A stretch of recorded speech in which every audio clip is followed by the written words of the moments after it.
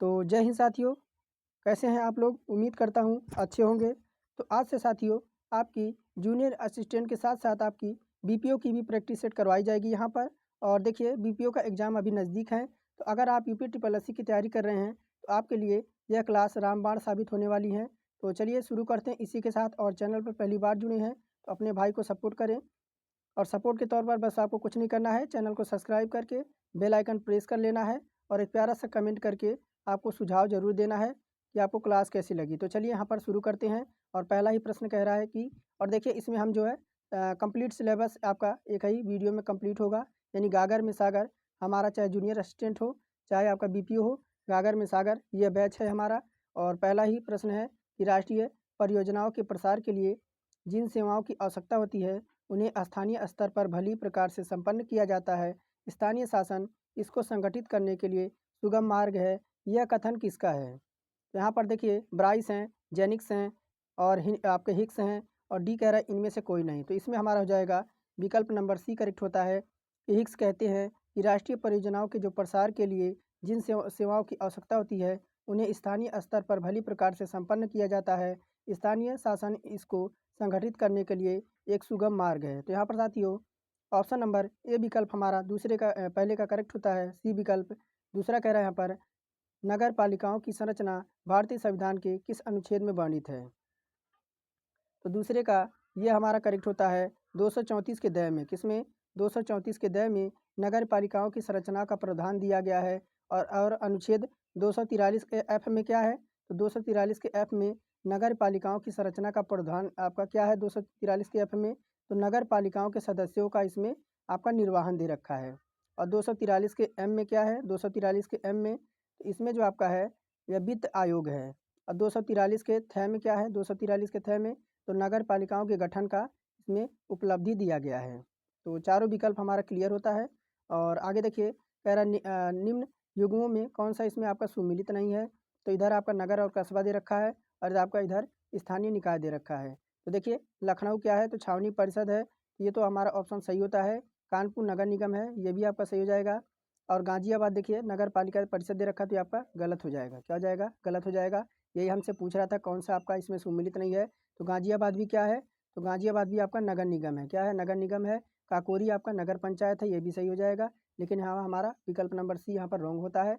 यह पालिका परिषद नहीं है, ये आपका नगर निगम गाजियाबाद भी है। चौथा नंबर यहीं पर है कि पंचायतों को संवैधानिक अधिकार किस संशोधन अधिनियम के माध्यम से प्रदान किया जाता है? तो यहाँ पर बात करेंगे चौथे नंबर की, तो यहाँ पर पहला ही हमारा करेक्ट होता है 73वें संविधान संशोधन के माध्यम से। किसके? तो पंचायतों के संवैधानिक अधिकार 73वें संविधान संशोधन अधिनियम 1992 द्वारा कब? 1992 के माध्यम से यह प्रदान किया जाता है। और इसका उद्देश्य होता है कि इसके संविधान में आपका भाग आपका 9 जोड़ा गया है। क्या है? इसमें भाग 9 जोड़ा गया है जिसे पंचायती नाम दिया गया है। और 11वीं अनुसूची में जो है 11वीं अनुसूची में क्या? 11वीं अनुसूची में आपके टोटल 29 विषय इसमें ऐड किए गए हैं। आगे देखिए कह रहा है कि उत्तर प्रदेश पंचायती राज अधिनियम की कौन सी धारा में ग्राम प्रधान की चयन की बात करती है? धारा 15 है, धारा 16 भी है, धारा 12 भी है, लेकिन हमारा धारा इसमें जो आपका करेक्ट होगा वह धारा आपका 11 का बी होगा। क्या होगा? धारा 11 बी के अनुसार ग्राम पंचायतों के प्रधान का जो चयन किया जाएगा वह निर्वाचन क्षेत्र की मतदाता सूची में पंजीकृत व्यक्तियों द्वारा किया जाएगा। तो यहाँ पर साथियों पाँचवें का डी ऑप्शन हमारा करेक्ट होता है।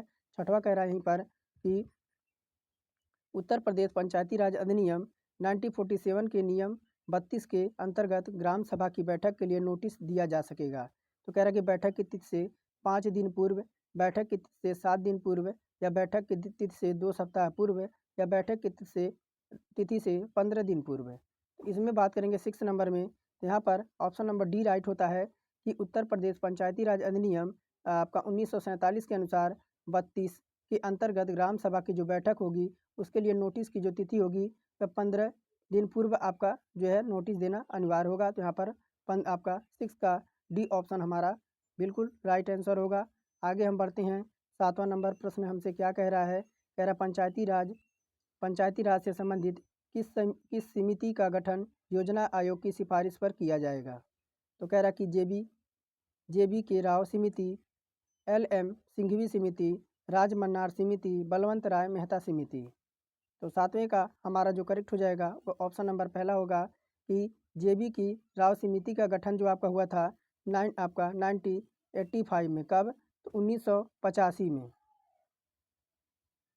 1985 में यह योजना आयोग की सिफारिश पर किया गया था, जिसका उद्देश्य था कि पंचायती राज से संबंधित सुझाव प्रदान करना। तो यहाँ पर जेबी की राव समिति हमारा ऑप्शन नंबर ए विकल्प 7वें का करेक्ट होता है।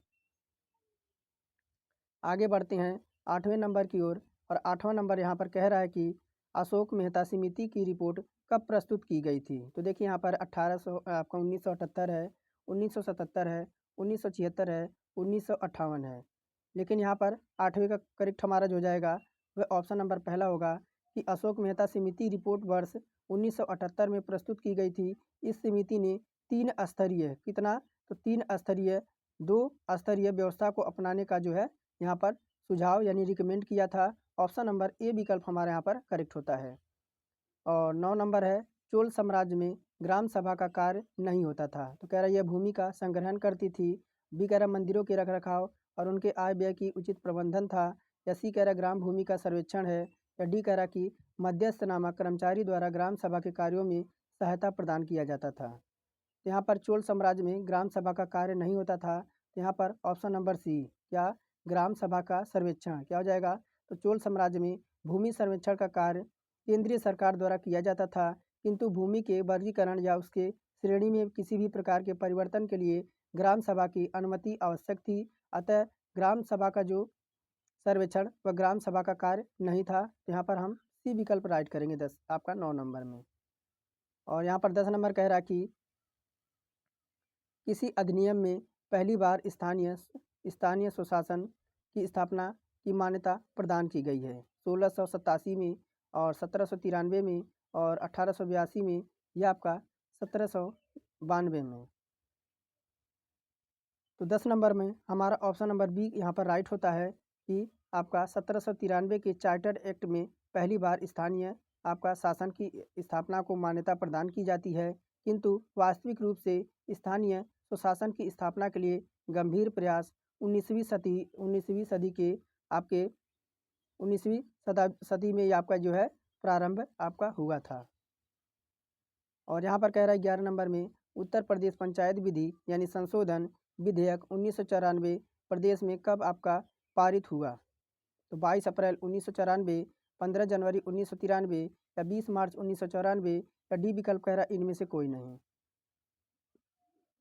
तो 11 नंबर में बात करेंगे, ऑप्शन नंबर पहला यहाँ पर राइट होता है कि 22 अप्रैल 1994 को उत्तर प्रदेश पंचायती विधि संशोधन जो आपका विधेयक था वह 1994 में प्रदेश में आपका प्रवृत्त यानी लागू हुआ था। यहाँ पे 22 अप्रैल 1994 हमारा करेक्ट होता है। आगे है ग्राम पंचायत में ग्राम वार्डों से कितने चुने हुए सदस्य होते हैं जिन्हें पंच कहा जाता है। तो 7 से 17 है और 5 से 9 हैं, 10 से 20 हैं या 5 से 20 हैं। तो ग्राम पंचायत में ग्राम वार्डों में जो कितने सदस्य चुने होते हैं जिन्हें हम पंच कहते हैं, तो 12 में ये आपके 7 से 17 है। कितने? 7 से 17 जिन्हें हम सदस्य होते हैं जिन्हें हम पंच कहते हैं। और यहाँ पर 13 नंबर है निम्नलिखित में से कौन सी पंचायती राज व्यवस्था की यहाँ पर विशेषता नहीं है। ऑप्शन कह रहा ग्राम सभा पंचायती राज व्यवस्था का प्राथमिक संस्था होती है। बी कह रहा 3 स्तरीय प्रणाली है। सी कह रहा है सदस्य व अध्यक्ष को चुनाव सीधे किया जाता है। डी कह रहा उपरोक्त में से इसमें कोई नहीं है। तो 13 नंबर में बात करेंगे साथियों, विकल्प नंबर यहाँ पर देखिए, ग्राम सभा में पंचायती क्षेत्र के सभी पंजीकृत मतदाता शामिल होते हैं, जो पंचायती राज व्यवस्था का एक प्रमुख विशेषता होती है। तो यहाँ पर साथियों इसमें से आपका कोई इसमें से आपका सही नहीं होगा।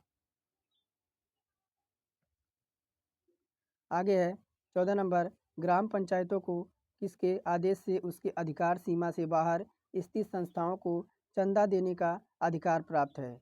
ऑप्शन है राज्य सरकार, केंद्र सरकार, जिला पंचायत या डी है इनमें से कोई नहीं। तो 14 नंबर में देखिए ऑप्शन नंबर ए हो जाएगा यहाँ पर राइट, कि ग्राम पंचायतों का ये अधिकार है कि वह ऐसा धन और ऐसी संस्था को जो उसके अधिकार सीमा से बाहर स्थित है राज्य सरकार को आदेश से सहायता दे सकती है।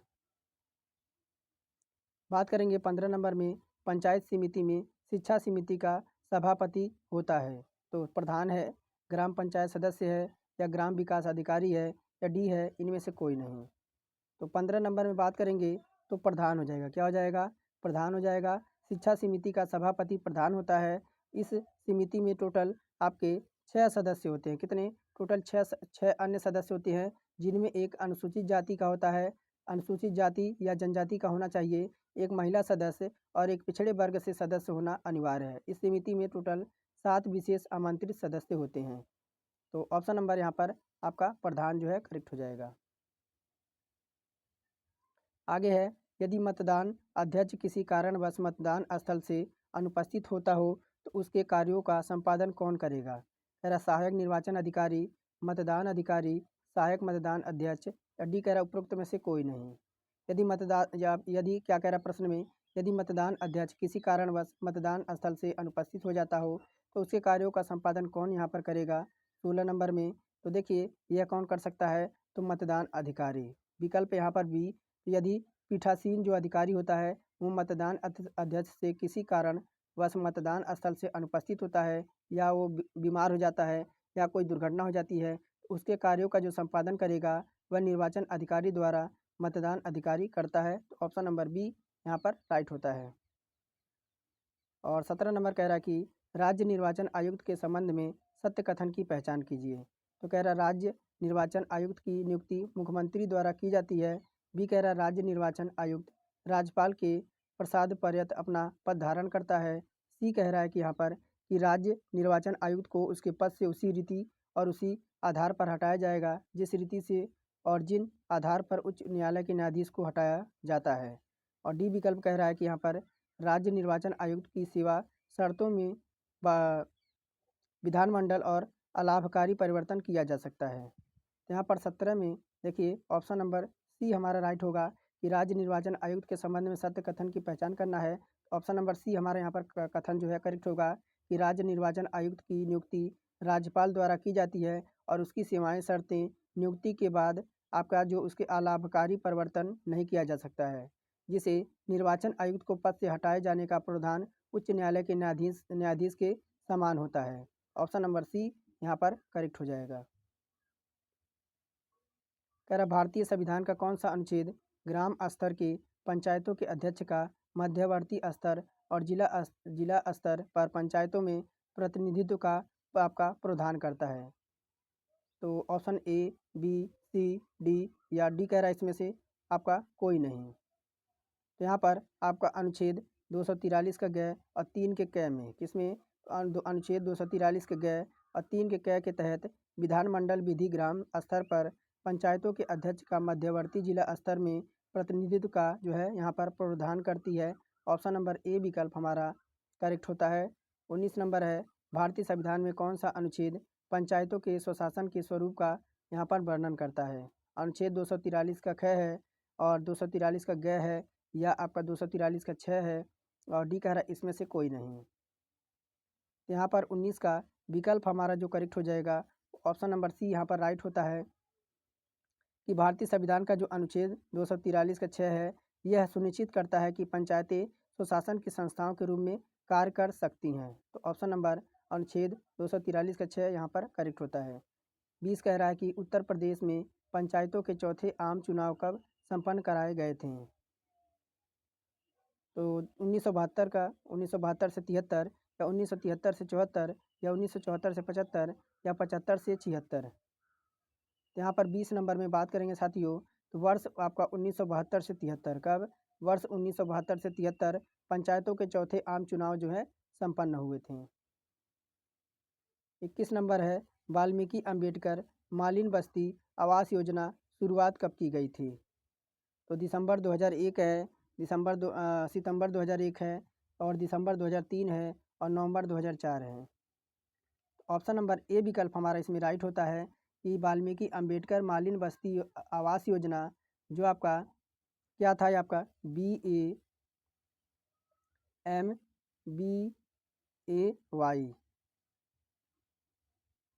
इसकी शुरुआत 2001 में की गई थी। इस योजना का मुख्य उद्देश्य था कि गंदी एवं जो आपकी मलिन बस्तियां हैं उनमें रहने वाले घरों के निर्माण को आपका उन्नयन बनाना और इस योजना का एक घटक निर्मल भारत अभियान के अंतर्गत सामुदायिक शौचालय के माध्यम से एक स्वस्थ वातावरण तैयार करना। तो यहाँ पर ऑप्शन नंबर 21 का ए करेक्ट होता है। और यहाँ पर 22 नंबर कह रहा कि ग्राम पंचायत विकास योजना निर्माण के किस चरण में ग्राम पंचायत विकास योजना के लिए संसाधनों का निर्धारण ड्राफ्ट प्लान का विकास किया जाता है। तो 22 का ऑप्शन नंबर डी चौथे कौन सा? तो ग्राम पंचायत विकास योजना निर्माण के चौथे चरण में ग्राम पंचायत विकास योजना के लिए संसाधनों का निर्धारण एवं ड्राफ्ट प्लान का विकास किया जाता है। पहले चरण में वातावरण निर्माण और दूसरे चरण में पारिस्थितिकी विश्लेषण और तीसरे चरण में आवश्यकताओं और समस्याओं की पहचान और प्राथमिकता निर्धारण किया जाता है। और 22 नंबर है, और 22 नंबर देखिए यहाँ पर क्या कह रहा है, 23 नंबर है ना, कह रहा कि 14वें वित्त आयोग ने ग्राम पंचायतों के लिए शर्तों रहित मूल अनुदान और सशर्त निष्पादन अनुदान के बीच क्या अनुपात निर्धारित यहाँ पर किया गया था। तो यहाँ पर बात करेंगे आपका जो आपका रेशो था तो आपका 90 रेशो आपका 10 का था। 14वें वित्त आयोग में अनुदानों की जो अनुशंसा थी उसे दो भागों में जो यहाँ पर आपका बांटा गया था, जिसमें आपका मूल अनुदान और आपका निष्पादन अनुदान। ग्राम पंचायतों के लिए शर्त रहित मूल अनुदान और आपका निष्पादन अनुदान का जो आपका रेशो था वह 90 रेशो का 10 का अनुपात था। जबकि नगर निकायों का जो आपका था, नगर निकायों का क्या था, वह आपका 80 रेशो 20 का था। और 24 नंबर है, पंचायती संस्थाओं के वित्तीय सशक्तिकरण में केंद्रीय वित्त आयोग की भूमिका होती थी। कह रहा वित्तीय सहायता उपलब्ध कराना या वित्तीय योजनाएं तैयार करना। सी कह रहा है वित्तीय प्रबंधन की सलाह देना। और डी कह रहा है कि उपरोक्त सभी।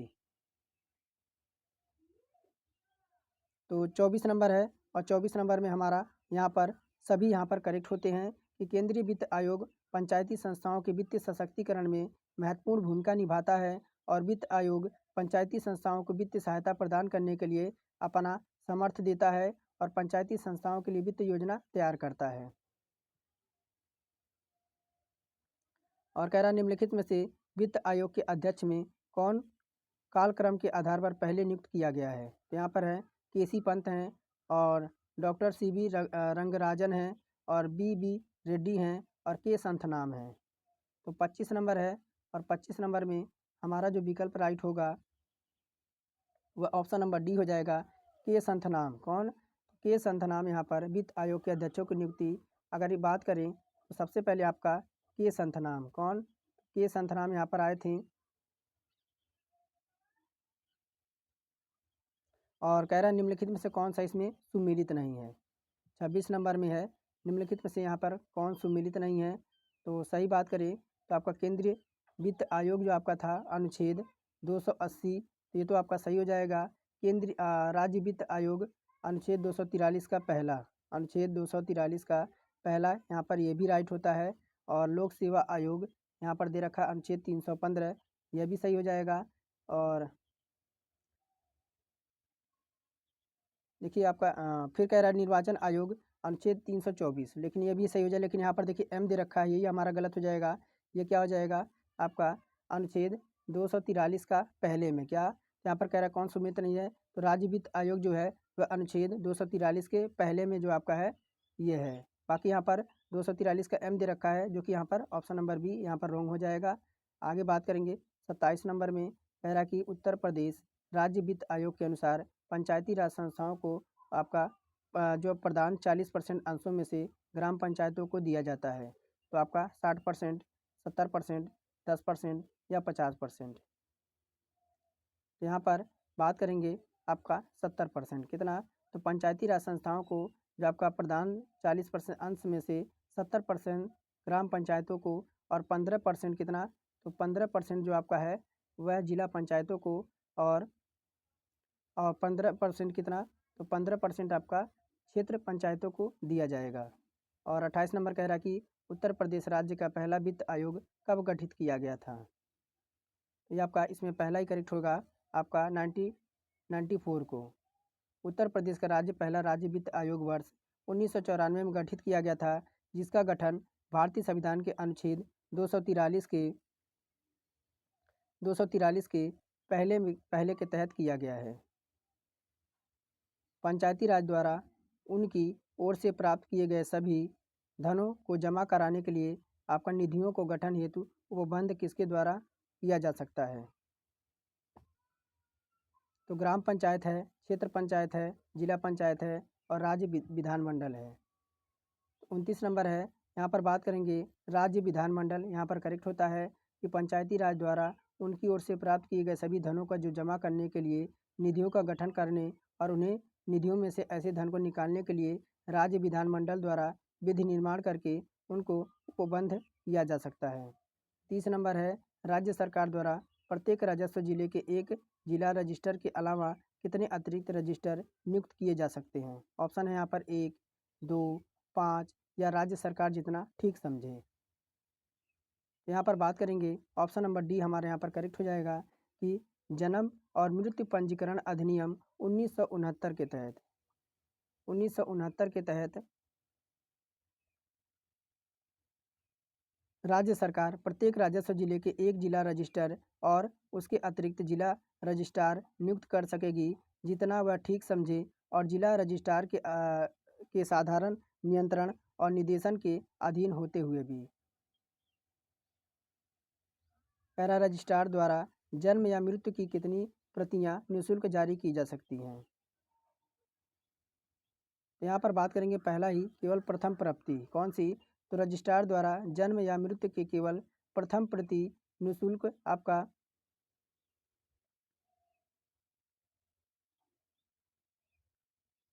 यहाँ पर निःशुल्क आपका जारी की जा सकती है। इसके पश्चात शुल्क अदा करके ही प्राप्त किया जा सकता है। कह रहा कि यदि एक गर्भ से एक साथ अधिक बच्चे जन्म लेते हैं तो प्रत्येक जन्म के रजिस्ट्रीकरण के लिए क्या होना चाहिए यहाँ पर? तो कह रहा अलग अलग सूचना आपका प्रपत्र भरना होगा या एक ही सूचना प्रपत्र भरना होगा। सी कह रहा कोई सूचना प्रपत्र नहीं भरना होगा और डी कह रहा उपरोक्त में से कोई नहीं। देखिए यहाँ पर बात करेंगे कि ऑप्शन नंबर पहला, यदि एक गर्भ से एक से अधिक बच्चे जन्म लेते हैं तो उनकी सूचना दाता को प्रत्येक जन्म के रजिस्ट्रीकरण के लिए अलग अलग सूचना आपका पत्र भरना होगा और रजिस्ट्रार इन प्रश्न पत्रों के लिए विधिक भाग के पोस्टांक के रिमार्क कॉलम में जुड़वा या त्रिगुण जन्म जैसे स्थिति का जो है अंकित करेगा। 33 नंबर है, पंचायती एंटरप्राइजेज सूट PES के कितने अनुप्रयोग यहाँ पर शामिल हैं? 11 है, 16 है, 10 हैं या आपके 15 हैं? तो 33 नंबर में बात करेंगे और 33 का ऑप्शन नंबर देखिए आपका MOPR द्वारा पूरे देश में पंचायती राज संस्थाओं में ई-गवर्नेंस की शुरुआत की और उसे बढ़ावा देने के लिए ई पंचायती मिशन मोड परियोजना शुरू की गई थी जिसमें 11 महत्वपूर्ण सामान्य अनुप्रयोग इसमें शामिल हैं। कह रहा कि NIC का मुख्यालय कहाँ पर है? NIC का मुख्यालय कहाँ पर है? तो NIC का मुख्यालय नई दिल्ली में है। यह इलेक्ट्रॉनिक्स और सूचना प्रौद्योगिकी मंत्रालय के तहत राष्ट्रीय सूचना विज्ञान केंद्र भारत सरकार का प्रौद्योगिकी भागीदार है और यह केंद्र सरकार और राज्य सरकार संघ शासित प्रदेश सुशासन जिले और अन्य सरकारी निकायों को सूचना और संचार प्रौद्योगिकी अपनाने और ई-गवर्नेंस सहायता प्रदान करने में महत्वपूर्ण भूमिका निभाता है। यहाँ पर न्यू दिल्ली हमारा करेक्ट होता है।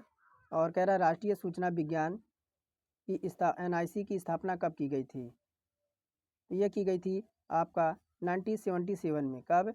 तो राष्ट्रीय सूचना विज्ञान केंद्र की स्थापना 1977 में की गई थी जिसका उद्देश्य था कि उद्देश्य ई शासन संबंधित सेवाएं प्रदान करना, सर्वोत्तम साधनों का विनिर्माण करना और सरकारी क्षेत्र में एकीकृत सेवाएं प्रदान करना। और 37 है यहाँ पर, कह रहा पशुधन बीमा योजना क्या है? तो पशुधन बीमा योजना यहाँ पर क्या है? 36 नंबर में पूछ रहा है। तो ये आपका है सभी दुधारू और मांस उत्पादित करने वाले पशुओं का बीमा करवाना। क्या हो जाएगा? पशुधन बीमा योजना के अंतर्गत सभी दुधारू और मांस उत्पादन करने वाले पशुओं का बीमा कराया जाए और इस योजना के तहत किसी कारणवश जो बीमा है वह पशुओं की मृत्यु हो जाती है तो बीमा कंपनी के द्वारा पशुपालक मालिक को मुआवजा की रकम 15 दिन के अंदर जो है मिल जाएगी। 37 नंबर है, प्रधानमंत्री ग्रामोदय योजना का संबंध किससे है? कृषि से, ग्रामीण सड़कों से, पशुपालन से या आवास से? तो पहले बात करेंगे तो ऑप्शन नंबर यह कृषि से। किससे? तो बात करेंगे 37 नंबर है।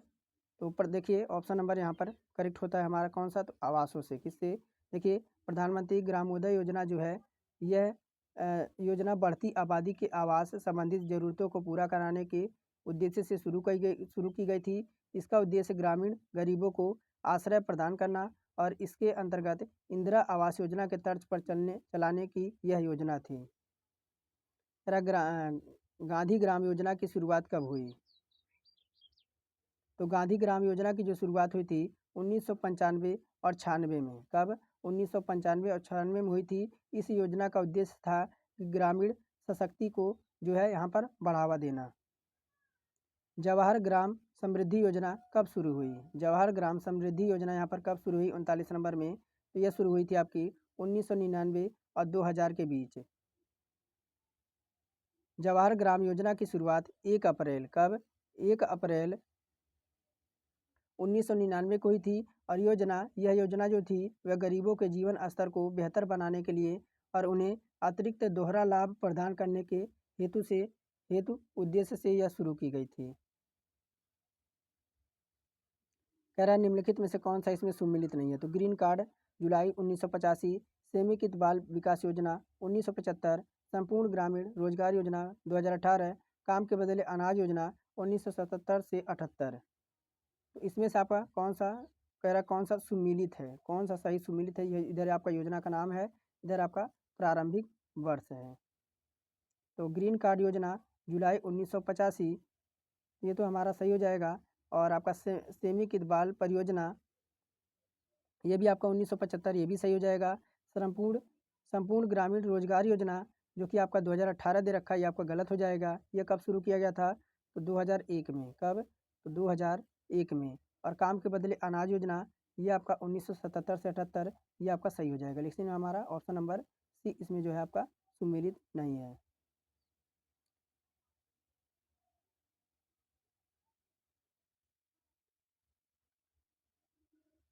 आगे है सामान्य सेवा केंद्र सीएससी की संरचना में शामिल है राज्य डिजाइन प्राधिकरण, सेवा केंद्र एजेंसी, ग्राम स्तरीय उद्यमी और डी कह रहा इनमें से सभी।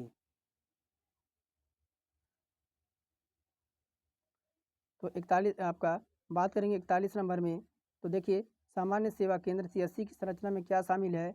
यहाँ पर ऑप्शन नंबर डी सभी हो जाएंगे। क्या हो जाएंगे? आपके सीएससी की संरचना 3 स्तरीय जिसमें राज्य डिजाइन प्राधिकरण, सेवा केंद्र एजेंसी, ग्राम स्तरीय उद्यमी शामिल हैं। और ग्राम उद्यमी स्थल जो सीएससी चालक होगा वह ग्राम स्तरीय उद्यमी में 6 गाँवों को जो है कवर करेगा। कितना? टोटल 6 गाँव को वह कवर करेगा। और कह रहा सीएससी का फुल फॉर्म क्या यहाँ पर क्या होता है? तो आपने देखा होगा कॉमन सर्विस सेंटर। आप जहाँ जाएंगे सीएससी पे उस पर लिखा आपको मिलेगा कॉमन सर्विस सेंटर।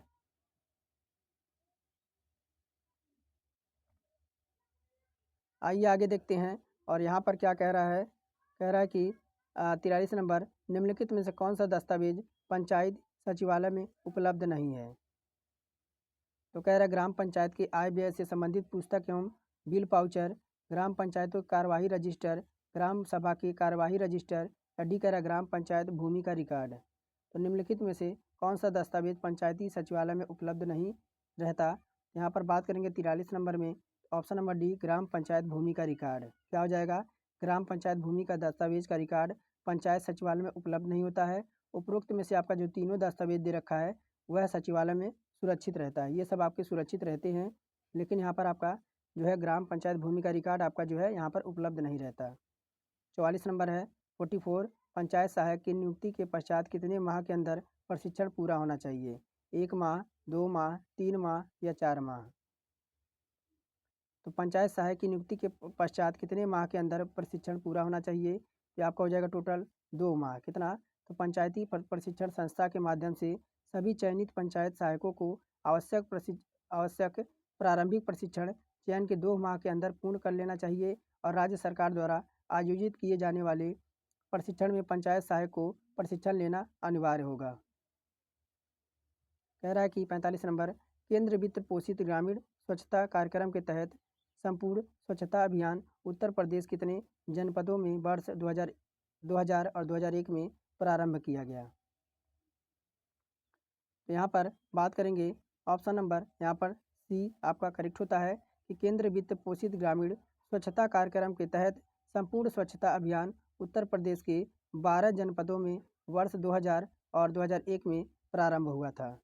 कह रहा कि प्रधान के विरुद्ध यदि गंभीर आरोप है तो उसे हटवाया जाएगा। तो कह रहा कि अविश्वास प्रस्ताव पारित करके जिला मजिस्ट्रेट द्वारा या ग्राम पंचायत सचिव द्वारा, डी कह रहा सभी के द्वारा। तो यहाँ पर 46 नंबर है। अब बात करेंगे कि अगर ऑप्शन नंबर देखिए अविश्वास प्रस्ताव पारित करके प्रधान के विरुद्ध यदि कोई गंभीर आरोप है तो ग्राम सभा स्वयं अविश्वास प्रस्ताव द्वारा पद से उसे हटा सकती है और ग्राम पंचायत स्तर पर धन का दुरुपयोग करने के लिए प्रधानों और उप प्रधानों के सदस्यों के विरुद्ध जांच का कानून ला सकती है। इनके शिकायत की जांच जिला स्तरीय जिला मजिस्ट्रेट आदेश देने होंगे।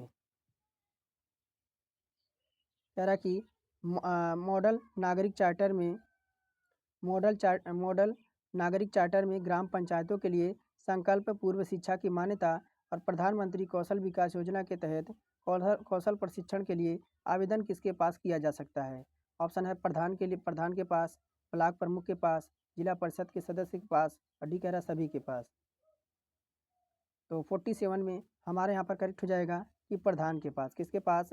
प्रधान। देखिए पंचायती नागरिक चार्टर में पंचायतों के लिए संकल्प पूर्व शिक्षा की मान्यता और प्रधानमंत्री कौशल विकास योजना के तहत कौशल प्रशिक्षण के लिए सिफारिश करने का अनुरोध या आवेदन प्रधान के पास किया जा सकता है, जिस पर प्रधान 7 दिन के अंदर कितना, तो आपका 7 डेज के अंदर ही कार्यवाही करेगा। कह रहा कि मॉडल चार्टर पंचायतों के लिए होते हैं। कह रहा है कि विचारणीय और स्वेच्छापूर्ण और मार्गदर्शक या महत्वहीन। तो यहाँ पर 48 नंबर है और बात करेंगे ऑप्शन नंबर सी मार्गदर्शक। क्या हो जाएगा? मॉडल चार्टर पंचायतों के लिए मार्गदर्शक मात्र होता है तथा पंचायतें इन्हें अपनी स्थानीय ज़रूरतों के अनुसार ढाल सकती हैं और ग्राम पंचायतों द्वारा मसौदा चार्टर को लोगों के बीच व्यापक रूप से प्रसारित किया जाएगा और ग्राम सभा में अनुमोदन किया जाएगा। कह रहा कि जल मिशन को पूर्ण करने के लिए क्या लक्ष्य निर्धारित किया गया है। तो यहाँ पर जल मिशन को जो है आपका यहाँ पर पूर्ण करने के लिए क्या लक्ष्य निर्धारित किया गया है, तो आपका 49 में आपका वर्ष 2019 से 24 तक। कब? देखिए जल जीवन मिशन को पूर्ण करने के लिए केंद्र सरकार द्वारा लक्ष्य 2019 से 2024 तक निर्धारित किया गया है। कह रहा प्रधानमंत्री आवास योजना ग्रामीण के अंतर्गत लाभार्थी को खुद पक्का मकान बनाने के लिए सरकार द्वारा कितनी धनराशि प्रदान की जाती है। यहाँ पर 1,20,000 कितना, तो यहाँ पर प्रधानमंत्री ग्रामीण योजना आवास के अंतर्गत अपना खुद का पक्का मकान बनवाने के लिए जो आपका लाभार्थी है उसको 1,20,000 की राशि यहाँ पर आर्थिक मदद के रूप से प्रदान की जाती है, जिसे हम कॉलोनी कहते हैं। आगे देखते हैं। कह रहा कि आयुष्मान भारत योजना किस वर्ष शुरू की गई। तो आयुष्मान भारत योजना किस वर्ष शुरू की गई? तो आयुष्मान भारत योजना किस वर्ष शुरू की गई थी? तो देखिए यहाँ पर बात करेंगे आपका ऑप्शन नंबर बी वर्ष 2018 में। कब? तो प्रधानमंत्री जन आरोग्य योजना जो था वह 23 सितंबर। कब? तो 23 सितंबर 2018 में झारखंड के रांची से प्रधानमंत्री द्वारा लॉन्च किया गया था। कहाँ से? तो झारखंड से जो है, झारखंड के रांची शहर से प्रधानमंत्री मोदी ने इसे लॉन्च किया था और इस योजना के तहत भारत सरकार के 10 करोड़ कितना, तो 10 करोड़ से अधिक परिवारों को 5 लाख का स्वास्थ्य बीमा कार्ड यानी आयुष्मान कार्ड प्रदान की जाएगी, जिसमें 5 लाख का वह इलाज करवा सकता है। यहाँ पर ऑप्शन नंबर बी विकल्प राइट होता है। और 52 नंबर है पंचायती राज मंत्रालय ने मेरी पंचायत मेरा अधिकार जन सेवाएं हमारे द्वार के तत्वाधान में सिटीजन चार्टर अभियान संचालित की थी। तो 52 नंबर में बात करेंगे 1 जुलाई 30 सितंबर से 2001 तक। कब? तो पंचायती राज मंत्रालय ने मेरी पंचायत मेरा अधिकार जन सेवाएं हमारे द्वार के तत्वाधान में 1 जुलाई 30 सितंबर 2021 तक सिटीजन चार्टर अभियान चलाया। इसका उद्देश्य था कि पंचायतों और उनके निर्वाचित प्रतिनिधियों को सीधे लोगों के प्रति जवाबदेह बनाना। कह रहा जल जीवन मिशन के तहत जल गुणवत्ता जांच के लिए प्रत्येक ग्राम पंचायत से कितनी महिलाओं को प्रशिक्षित किया जाएगा?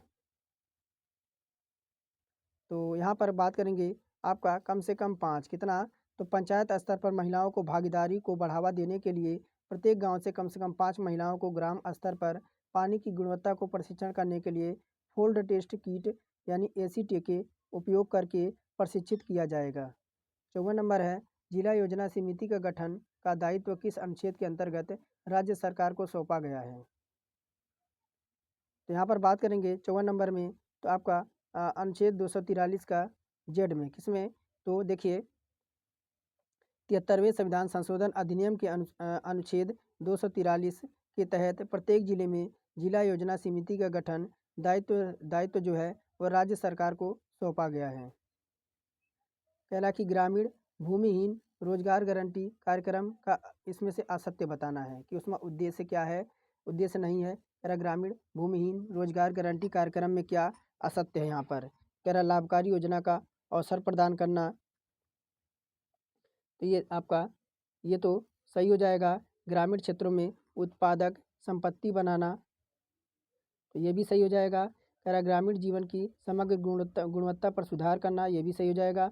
और डी कह रहा कि ग्रामीण क्षेत्रों में रोजगार के अवसर को समिति को करना, तो यही हमारा गलत हो जाएगा जो कि ऑप्शन नंबर डी में है। आगे देखते हैं 56 नंबर कह रहा है कि निम्न योजनाओं का सही मिलान कीजिए।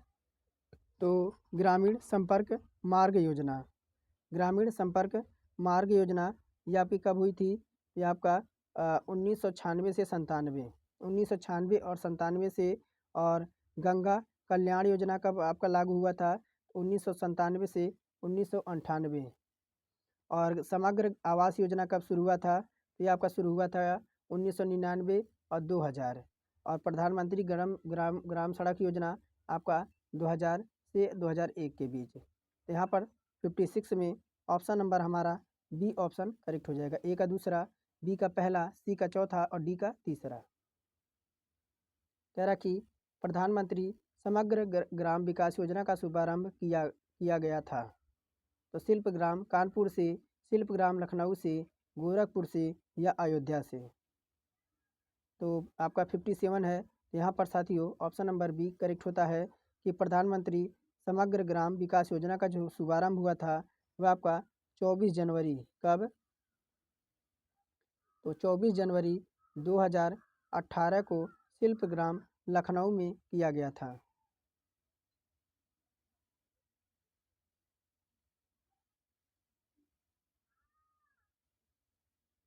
और यहाँ कह रहा है कि आदर्श ग्राम के तहत व्यक्तिगत विकास से संबंधित क्रियाकलाप यहाँ पर हैं। कह रहा है व्यवहार में परिवर्तन, सांस्कृतिक विरासत, कह रहा है कि ए और बी दोनों, और डी कह रहा है इनमें से कोई नहीं।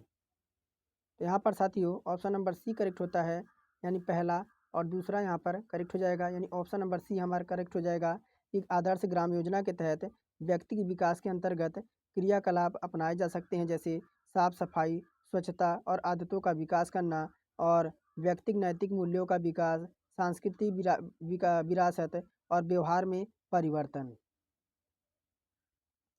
और यहाँ पर 59 क्या कह रहा है, कह रहा है कि सखी मंडल का संबंध किसकी विकास योजना से संबंधित है।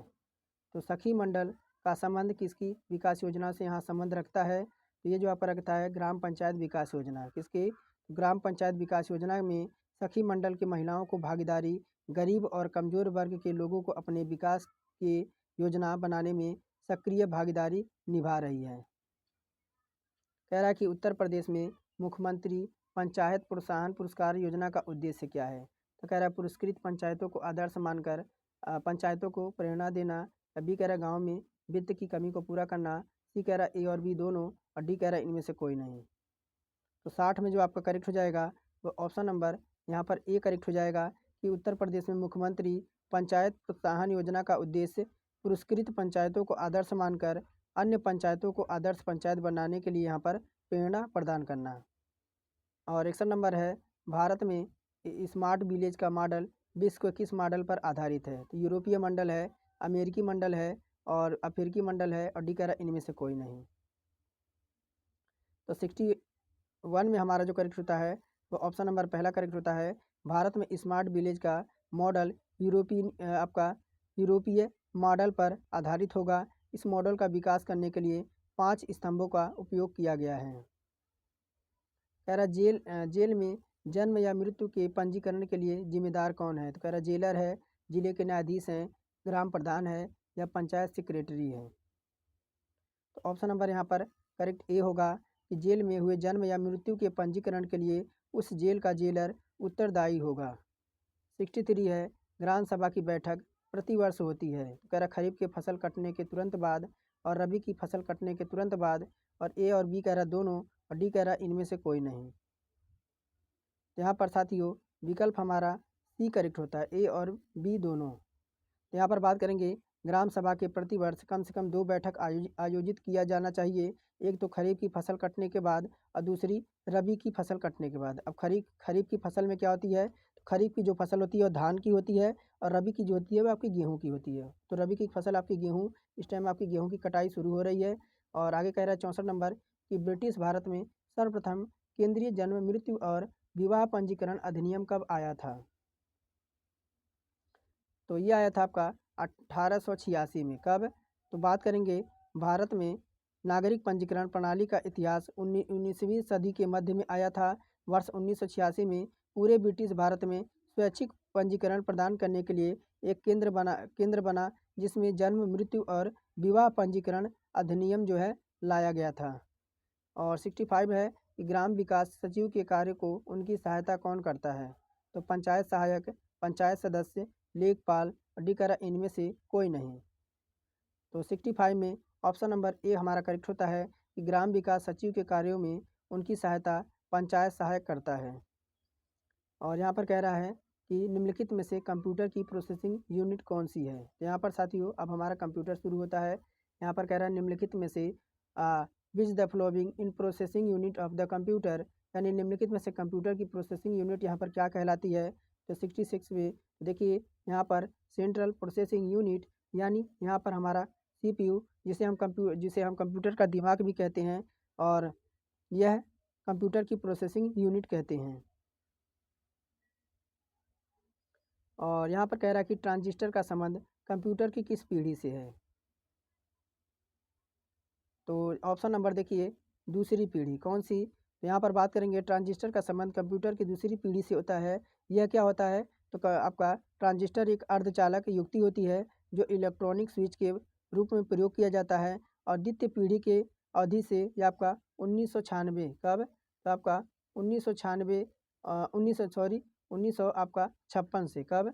1956 से 1964 तक यह मानी जाती है।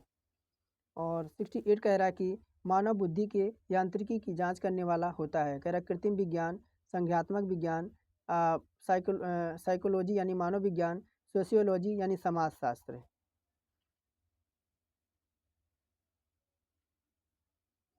तो 68 में हमारे यहाँ पर आपका ऑप्शन नंबर बी करेक्ट होता है कि संज्ञात्मक विज्ञान मानव बुद्धि के यांत्रिकी की जांच करने वाला क्षेत्र है। ये भाषा विज्ञान, मानव विज्ञान, तंत्रिका विज्ञान और दर्शन, कंप्यूटर विज्ञान और आपका नर विज्ञान से इनपुट के माध्यम से मन और इसकी प्रक्रियाओं को जो है वैज्ञानिक अध्ययन है। 69 नंबर है कि लेजी लर्निंग एल्गोरिदम का दूसरा नाम क्या है? तो 69 नंबर है। बात करेंगे 69 नंबर की। तो 69 में देखिए ऑप्शन नंबर यहाँ पर पहला ही करेक्ट होता है। ये के नीरेटर नेबर है। क्या है? तो यह आपका KNN की तेजी लर्निंग एल्गोरिदम है। क्या है ये आपका? KNN, यानी यह आपका लेजी लर्निंग एल्गोरिदम है। इसे कहा जाता है क्योंकि जब हम एल्गोरिदम को प्रशिक्षण डेटा की आपूर्ति करते हैं तो एल्गोरिदम खुद को बिल्कुल भी प्रशिक्षित नहीं करता है। और 70 नंबर कह रहा है कि डैश डैश में लेजर तकनीकी का प्रयोग नहीं किया जा सकता है। तो किसमें लेजर तकनीकी का प्रयोग नहीं किया जा सकता है? Option number C micro open में। किसमें? माइक्रोवेव ओपन में। देखिए माइक्रोवेव ओपन में लेजर तकनीकी का प्रयोग नहीं किया जा सकता है। कह रहा है कि यहाँ पर आपका इंटेलिजेंस के लिए प्रोग्रामिंग भाषा LISP का किसने विकसित किया? तो यहाँ पर आपका ऑप्शन नंबर बी करेक्ट होता है, जॉन मैकार्थी। किसने? देखिए बात करेंगे कि इसका विकास आपका 1959 में। कब? 1959 में जॉन मैकार्थी द्वारा आर्टिफिशियल इंटेलिजेंस के उपयोग के लिए किया गया था। यह फंक्शनल प्रोग्रामिंग लैंग्वेज है। इसका उपयोग गैर सांख्यिकीय डेटा के प्रोसेसिंग के लिए किया जाता है। और यहाँ पर 72 नंबर है, कह रहा है कंप्यूटर शब्दावली में आइडियन का पूर्ण रूप क्या है, यानी आइडियन का यहाँ पर फुल फॉर्म पूछा जा रहा है। तो यहाँ पर बात करेंगे 72 नंबर में, तो आपका क्या हो जाएगा? Option number internationalised domain name. क्या हो जाएगा? इंटरनेशनलाइज्ड डोमेन नेम जो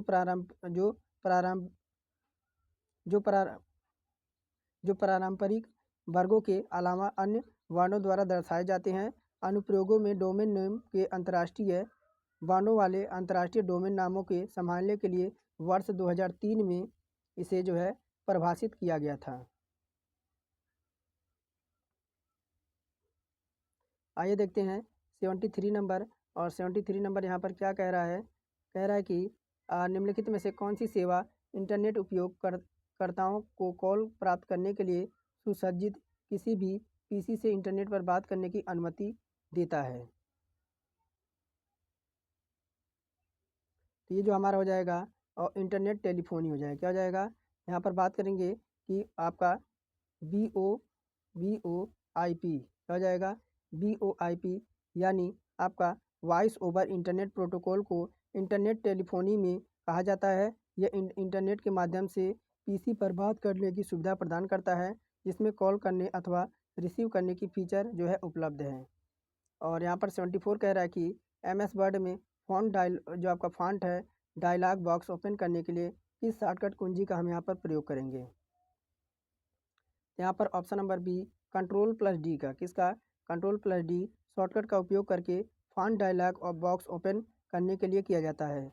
और Ctrl+F का उपयोग किसके लिए किया जाता है? तो शॉर्टकट का उपयोग करने में रिबन में फाइल मेनू या फाइल टैब ओपन करने के लिए किया जाता है।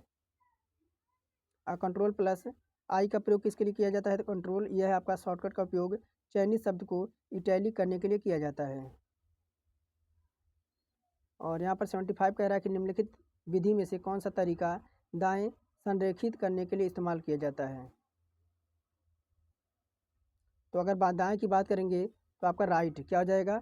यानी Ctrl+ यहाँ पर R जो है शॉर्टकट का उपयोग करके हम जो है राइट एलिमेंट का उपयोग कर सकते हैं।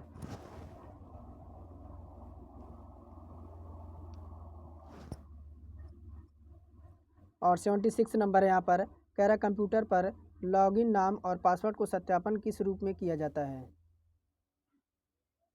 तो यहाँ पर 76 का ऑप्शन नंबर ए हो जाएगा कि राइट अलाइनमेंट का उपयोग करके कंट्रोल 76 है ना, एक मिनट देखिए, यहाँ पर लॉगिन नाम और पासवर्ड के सत्यापन की प्रक्रिया को प्रमाणीकरण के रूप में जाना जाता है। प्रमाणीकरण यानी ऑथेंटिकेशन के उपयोगकर्ता को पहचान बनाने की प्रक्रिया प्रदान किया और की तुलना किसी स्थानीय ऑपरेटिंग सिस्टम पर किसी प्रमाणीकरण स्वर के भीतर अधिकृत उपयोगकर्ता की जानकारी और डेटाबेस में मौजूद डेटा से की जाती है।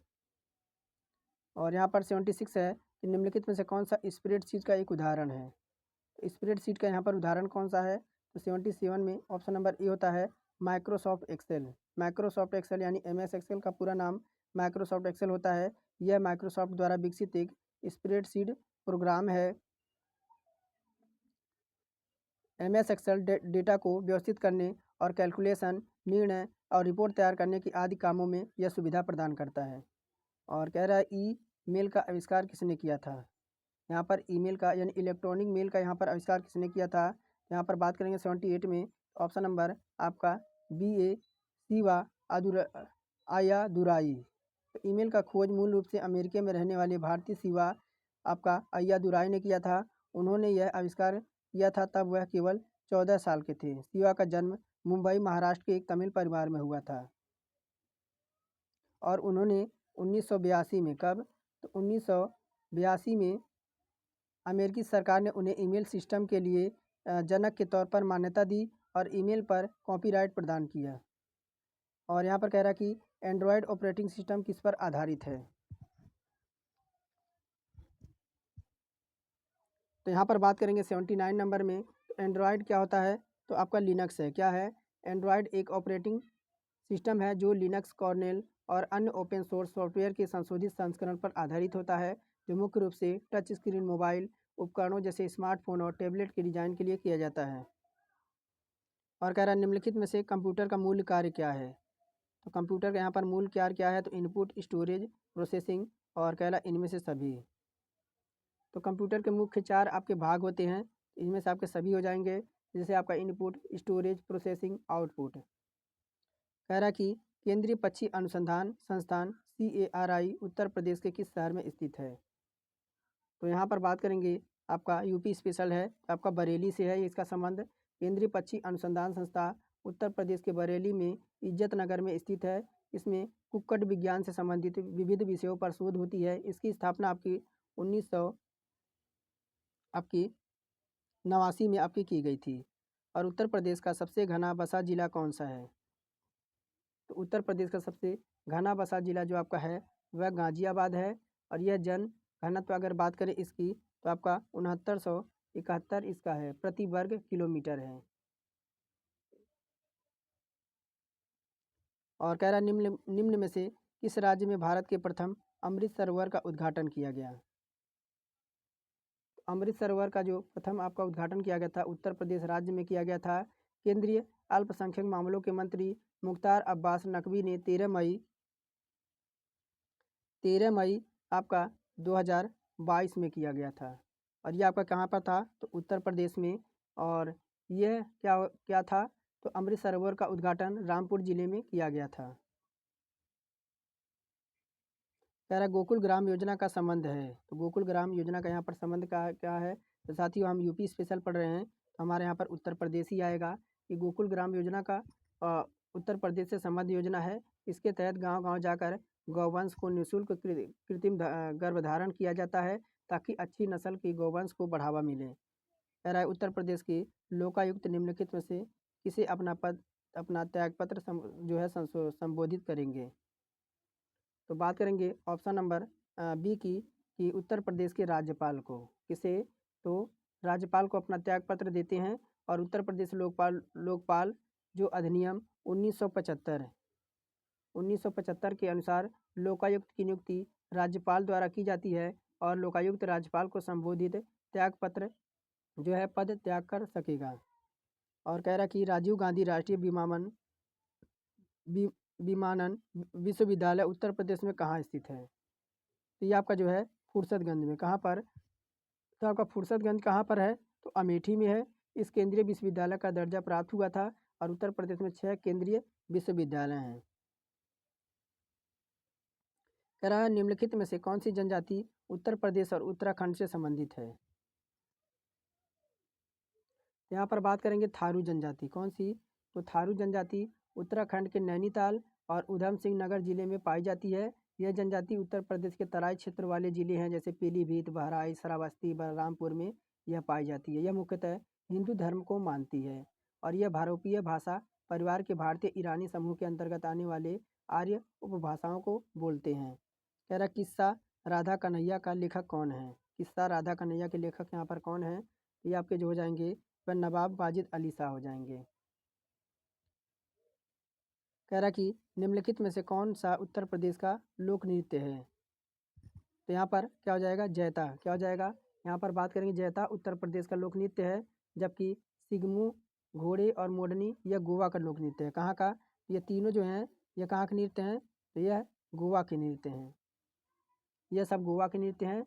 यह नृत्य मराठा लड़कों के सम्मान में दशहरा के अवसर पर किए जाते हैं। कह रहा आगरा की मोती मस्जिद का निर्माण डैश डैश द्वारा कराया गया था। आगरा किले में स्थित मोती मस्जिद यानी चमकती हुई जो मोती का निर्माण है वह शाहजहाँ ने करवाया था। किसने? यहाँ पर शाहजहाँ ने करवाया था।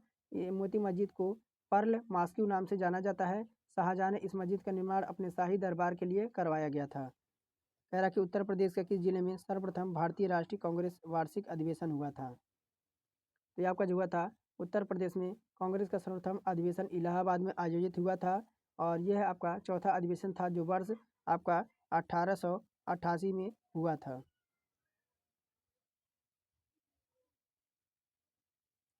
और यहाँ पर कह रहा है कि एक मिनट, कह रहा गंगा नदी के निम्नलिखित में से किस भाग को राष्ट्रीय जलमार्ग घोषित किया गया है? तो 92 है।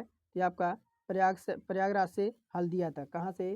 तो गंगा नदी प्रयागराज उत्तर प्रदेश से हल्दिया। हल्दिया कहाँ पर है? तो पश्चिम बंगाल में। कहाँ पर? तो ये आपका है पश्चिम बंगाल में। और यहाँ तक कि राष्ट्रीय जलमार्ग को संख्या 1 घोषित किया गया। यह भारत के प्रथम राष्ट्रीय जलमार्ग है जिसकी लंबाई टोटल कितनी है? तो 1620 किलोमीटर। सूची 1 को सूची 2 से सम्मिलित करें। सही उत्तर नीचे कूट चयन कीजिए। सोनभद्र का तांबा, इलाहाबाद का सीसा बालू, ललितपुर का नॉन प्लास्टिक फायर क्ले और मिर्ज़ापुर का चूना पत्थर दे रखा है।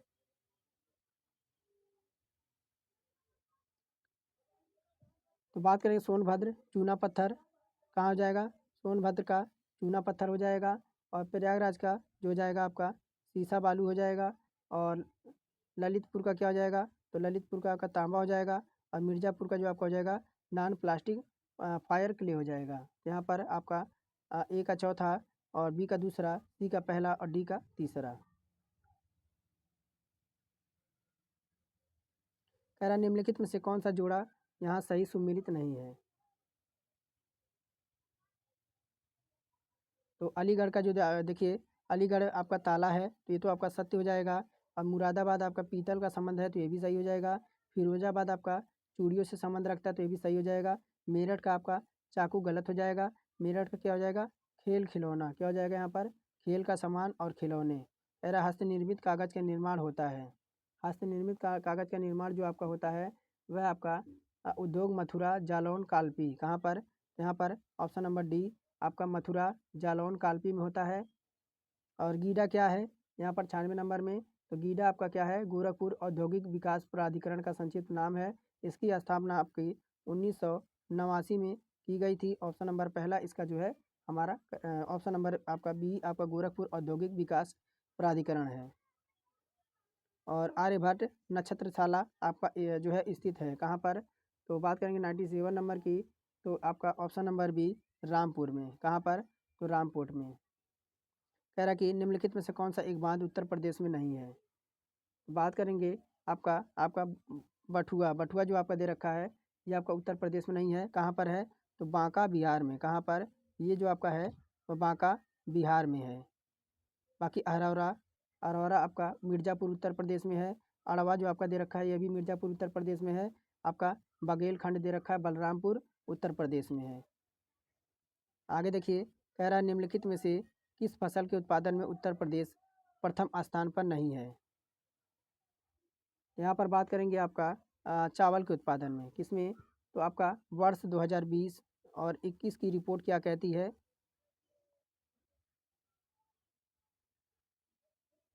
वर्ष 2020 और 21 की रिपोर्ट के अनुसार जो आपका भारत का खाद्यान्न उत्पादन केवल 18 दशमलव आपका 89% भाग उत्पादित करता है।